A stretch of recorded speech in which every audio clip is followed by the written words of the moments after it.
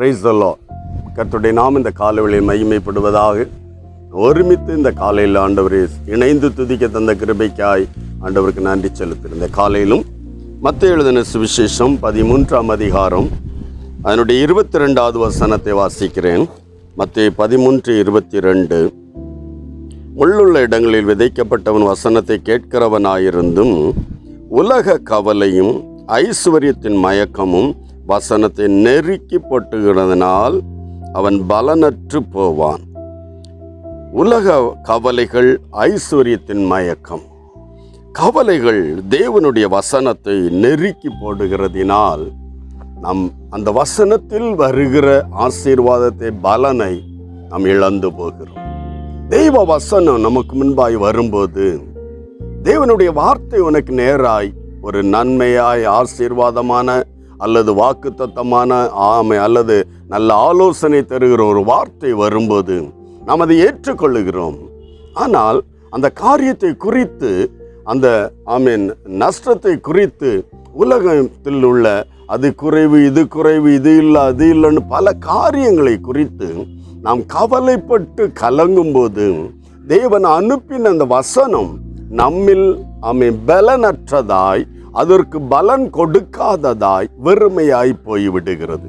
தேவன் ஒரு வாக்குத்தத்தத்தை நமக்கு தந்தால் அந்த வார்த்தையை பிடித்து கொண்டு நாம் ஜெபித்து காத்திருக்கிற வேளை எதிர்கள் வரும், போராட்டங்கள் வரும், கவலைகள், உலக கவலைகள், உலகத்தை குறித்த, நாளையை குறித்த, பிள்ளைகளை குறித்த, எதிர்காலத்தை குறித்த கவலைகள் வரும்போது அந்த வசனம் பலனற்றதாய் போய்விட்டால் பலருடைய வாழ்க்கையில் வாக்குத்தத்தம் பெற்று கொண்டார்கள், ஆனால் செயல்படவில்லை. வாக்குத்தத்தத்தை சுதந்தரிக்க முடியவில்லை. காரணம், உலக கவலைகள் அந்த வசனத்தை நெருக்கி போட்டு விட்டது. அந்த உலக கவலைகள் அந்த வசனத்தை பலன் கொடுக்க விடாதபடி நம்முடைய வாழ்வில் அதை அனுகூலமான ஒரு விடுதலையை, ஆசீர்வாதமான ஒரு உயர்வை கொண்டு வர முடியாதபடி அந்த வார்த்தை நம்மில் செயல்பட விடவில்லை. அந்த வார்த்தை நம்மில் உயிரடைய விடவில்லை. அந்த வார்த்தை நம்மில் வளர விடவில்லை. அல்லேலூயா. ஆகவே வார்த்தை தேவன் தருகிறார். அந்த வார்த்தை நமக்கு பலன் கொடுப்பதும், அதன்படி நடப்பதும், நடக்காமல் இருப்பதும், நாம் நம்முடைய அந்த காரியங்களை குறித்த கவலையை விட்டு விடுங்க. ஆண்டவர் வார்த்தை சொன்னார், நம்பிக்கையோடு, தாமதித்தால் நிச்சயம் நிறைவேறும் என்ற நம்பிக்கையோடு இருப்போம். அந்த வார்த்தை ஆமென்றும் ஆமென் என்று உன்னுடைய வாழ்வில் நிறைவேறும். ஜெபிக்கலாமா?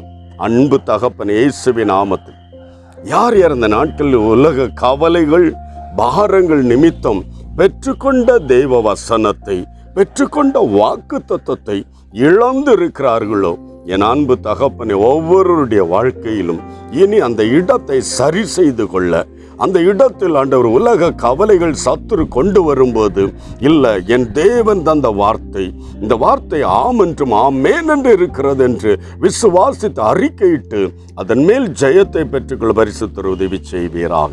ஒவ்வொருவருடைய வாழ்க்கையில் இந்த வார்த்தைகள் ஆமென் 100க்கு 100 பலன் கொடுக்கிற வார்த்தைகளாய், வசனங்களாய் செயல்பட உதவி செய்யும்.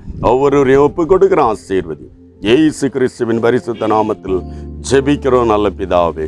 ஆமென். தேவனுடைய வார்த்தையை பற்றி கொண்ட நீ கவலையை விட்டு விடு, அற்புதம் பெற்றுக்கொள்வாய். God bless you. Praise the Lord.